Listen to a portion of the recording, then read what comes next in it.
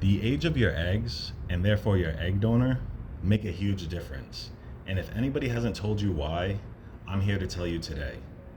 For those of you who don't know me, my name is Andrew, and I'm one half of Two Dads, One Journey, the story about how me and my husband David became the fathers to our beautiful baby boy, Mateo.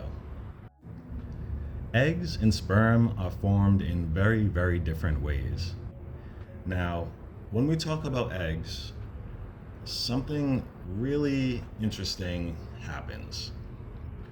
Early in fetal development is when a woman actually develops her eggs while she's still in her own mother's womb and before she's ever born.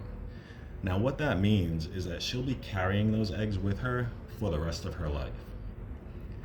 Just like every human being, you will see the aging process in those eggs. Now, when you look in the mirror, you see wrinkles and you see gray hair, and that is due to the copying of your DNA and areas in that DNA where it wasn't copied correctly. And that can also cause things like cancer, for instance. Now, when it comes to the eggs, we're looking at the chromosomes. And the chromosomes are aging along with that mother. So anything that she was exposed to, anything like radiation, drugs, alcohol, tobacco, if she's had cancer, for instance, and had to have chemotherapy, or even over-the-counter and prescription medications will affect these eggs as she gets older. And obviously, the older she gets, the more that will accumulate. And these accumulations eventually degrade the chromosomes and lead to things like missing chromosomes or added chromosomes or just chromosomes in the wrong place. For men, it's very different. While you're in the womb, you don't have any sperm, and you won't have sperm for many, many years. It isn't until puberty that men actually develop sperm.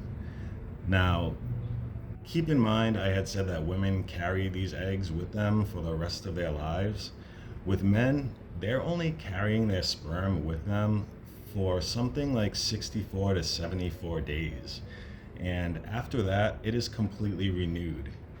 Now, granted, as a man ages, he tends to produce sperm that are a little less energetic. There may be sperm with more malformations, but ultimately, a lot of the times this can be corrected with giving up things like tobacco or alcohol, drugs, over-the-counter medications, avoiding hot tubs or hot situations, and there are just so many ways. Supplements can help increase the virility of sperm. So as a man, you have the opportunity to improve your chances, where a woman, basically, her eggs and their condition are set in stone.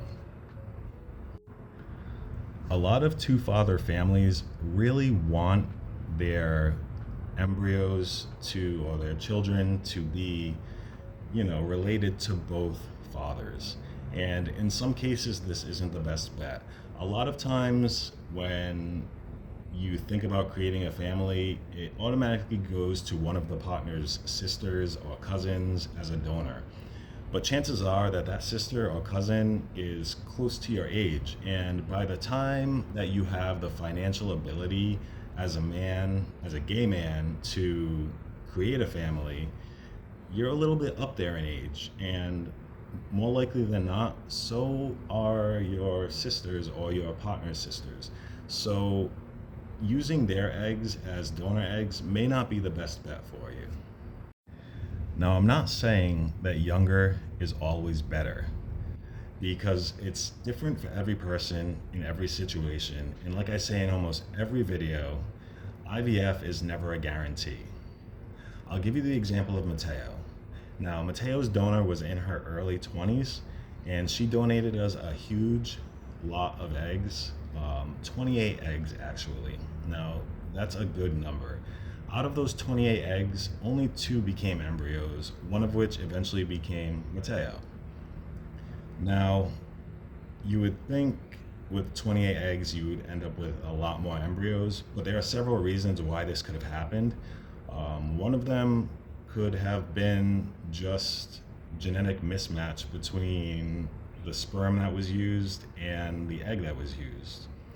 Some of the other reasons could be that perhaps she was exposed to something. Another reason could be that some of the eggs themselves may have been mature and others immature. But at the end of the day, out of 28 eggs, only 2 of them made it to day 5. If you saw my prior video, I talked about PGTA testing. And if you're going to use an older egg donor, that is highly, highly recommended by professionals and myself as well.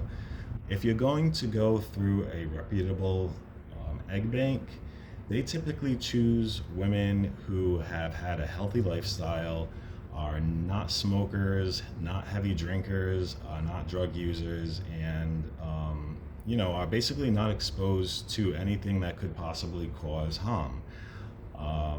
So you may be better off going ahead and choosing your donor from one of these reputable banks.